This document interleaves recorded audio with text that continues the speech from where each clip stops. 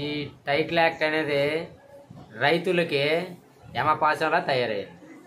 ఏ విధంగా అంటే ఈరోజు ఒక కూతురు పెళ్లి చేయాలన్నా, ఇంకేమైనా అప్పులు తీర్చాలన్నా ఎక్కడికో వెళ్ళే, ఎవరినో పట్టుకునే, ఎవరి చేతిలో ఉండే వాళ్ళు చెప్తే కానీ మనం మన ఆస్తిని మనమే అమ్ముకోలేని స్థితిలో ఉంది ఈ టైటిల్ డీడ్ యాక్ట్.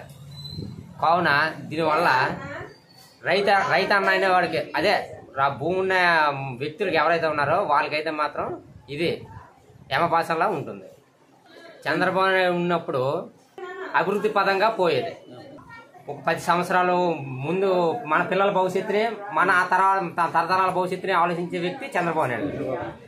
జగన్ అనే వ్యక్తి ఈ రోజు ఉదయానికి కడుపు నిండే సాయంత్రంకి అన్నం వెతుక్కునే స్థితిలో ఉండే జగన్ అనే వ్యక్తి. ఇతనికి చాలా వ్యత్యాసం ఉంది. చంద్రబాబు నాయుడు వస్తే బాగుంటుంది.